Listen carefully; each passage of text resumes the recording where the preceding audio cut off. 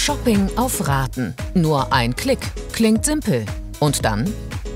Ich hätte niemals gedacht, dass ich mein Haus verkaufe, mein Auto oder sonst irgendetwas. Also nur, um aus dieser Schuldenfalle zu kommen. Es ist einem irgendwann egal, weil man möchte das gerne haben und kauft es dann, weil es funktioniert ja.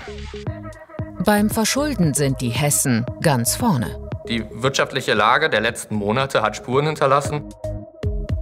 Ratenkauf und schnell mal ein Kredit über einen Händler. Die Folge: immer mehr Menschen geraten in die Schuldenfalle. Bei Nicole fing es mit einem Bankkredit für ein Auto über 25.000 € an. Von ihrem Geldinstitut wurde sie quasi gedrängt, sich Geld zu leihen. Ich habe also ein Auto nicht gekauft, sondern geleast. Und das lief bestimmt 8, 9 Monate. Und irgendwann kam die Bank dann auf mich zu und sagte, wäre es nicht viel besser, wenn wir das Auto für Sie kaufen, dann ist das Ihrs. Sie müssen keine Leasingrate mehr zahlen. Wir haben dann so eine klitzekleine Kreditrate. Dass das Auto der Bank gehörte, begriff sie erst später. Ihre monatlichen Raten 700 €. Die konnte sie nicht mehr zahlen, als sie durch Corona in die Kurzarbeit musste und dazu noch ihren Nebenjob verlor. Vor allem Arbeitslosigkeit ist mit fast 20% der häufigste Auslöser für Zahlungsschwierigkeiten.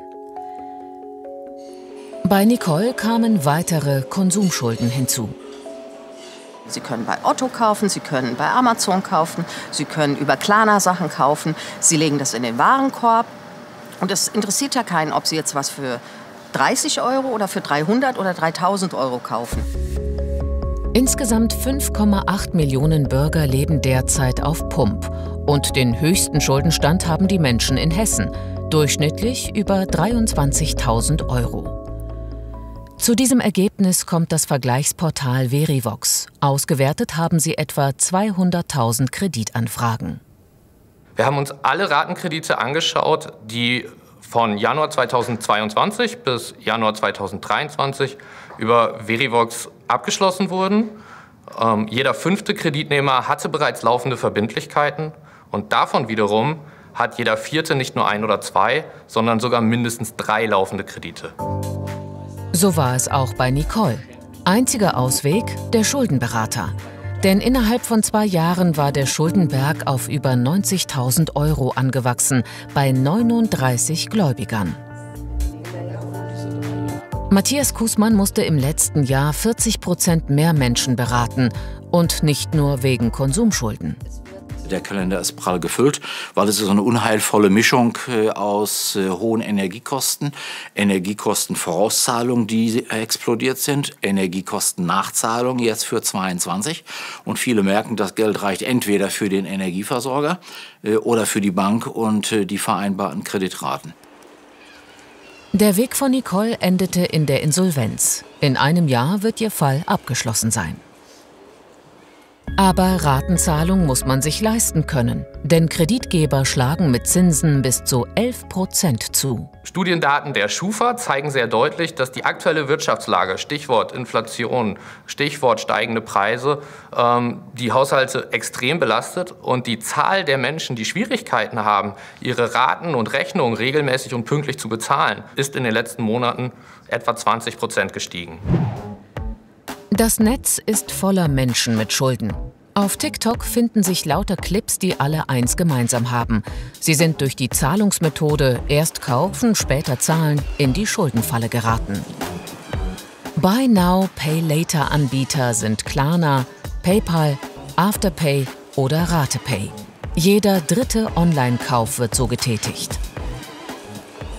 Es ist cool, dass man per Mausklick kaufen kann, ohne Geld zu haben. Und diejenigen, die dann nicht rechnen können, die fallen nach ein paar Wochen oder Monaten hinten runter, weil sie feststellen, dass sie sich damit überhoben haben.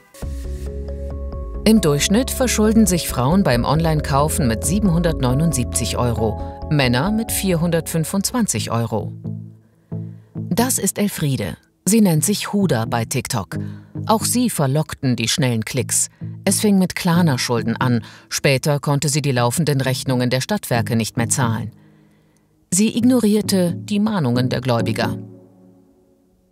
Man geht dann in den Briefkasten nicht und dann sind das mehrere Tage, die man da einfach schleifen lässt und dann kommen immer und immer mehr Rechnungen aufeinander.